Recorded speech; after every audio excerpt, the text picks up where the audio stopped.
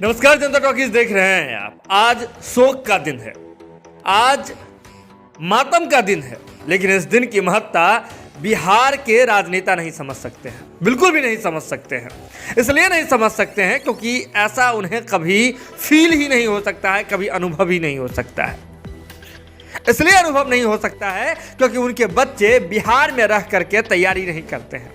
उनके बच्चे बिहार की शिक्षा व्यवस्था पर भरोसा नहीं जता रहे हैं और वे बिल्कुल भी नहीं चाह रहे हैं कि उनके बच्चे ऐसा करें।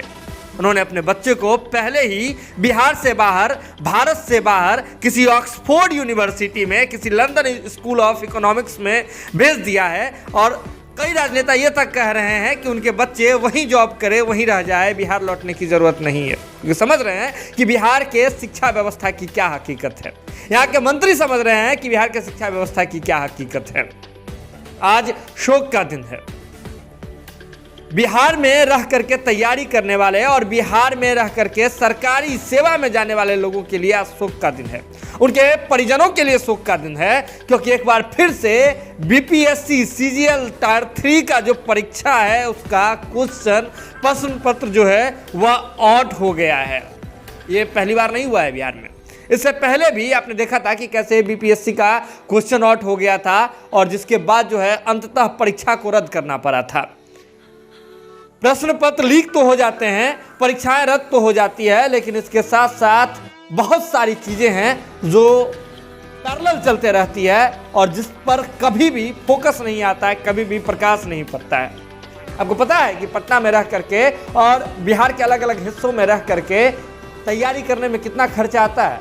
रूम का, ट्यूशन का, बुक मटेरियल का, सेल्फ स्टडी, अलग अलग चीज़ों में अगर देखें तो यह अनुमानित खर्च इतना है जिसके बारे में सोचना सबके बस की बात नहीं है। ये वही समझ रहे हैं जिनके बच्चे सरकारी नौकरी की तैयारी कर रहे हैं। तमाम चीज़ें हो रही है बिहार में, लेकिन फिर से बिहार सरकार बीपीएससी सीजीएल 3 का जो ये क्वेश्चन आउट था उसे रोकने में नाकाम रही है। पहले से ही, सुबह से ही आज सोशल मीडिया पर प्रश्न पत्र जो है वह वायरल हो रहा था। जैसे ही फर्स्ट सिटिंग में ही बच्चे अंदर जाते हैं, परीक्षार्थी अंदर जाते हैं, परीक्षा देने की नीयत से अंदर बैठते हैं, उसके कुछ ही देर के बाद जो है प्रश्न पत्र वायरल होने लगता है। जिसके बाद कई छात्र नेता हैं वह मीडिया कर्मियों को भी प्रश्न पत्र भेजते हैं, लेकिन इसके बारे में खुलासा मीडिया कर्मी भी ज़्यादा नहीं करते हैं। इसलिए नहीं करते हैं क्योंकि एग्ज़ाम चल रहा होता है। जैसे एग्ज़ाम खत्म होता है और उसके बाद वहाँ के बच्चे बाहर आते हैं तो वे सीधे तौर पर कह देते हैं कि जो प्रश्न पत्र आप लोगों के पास है, जो क्वेश्चन पेपर आप लोगों के पास है, हूबहू वही प्रश्न जो है पूछे गए थे बीपीएससी के सीजीएल 3 के पहले सिटिंग में। और जिसके बाद पूरे बिहार में बवाल मच रहा है।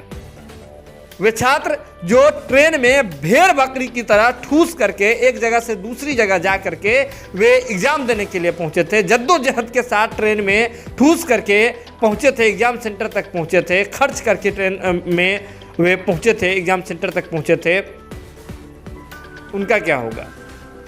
ये सवाल भी उठता है कि क्या ऐसे लोगों, एग्जाम तो एक कैंसिल तो होना ही चाहिए, लेकिन जो बिहार के परीक्षार्थी हैं क्या उनको कोई मुआवजा मिलेगा? या फिर इस बार भी इस तरह की बात हो जाएगी कि मुआवजा नहीं देंगे?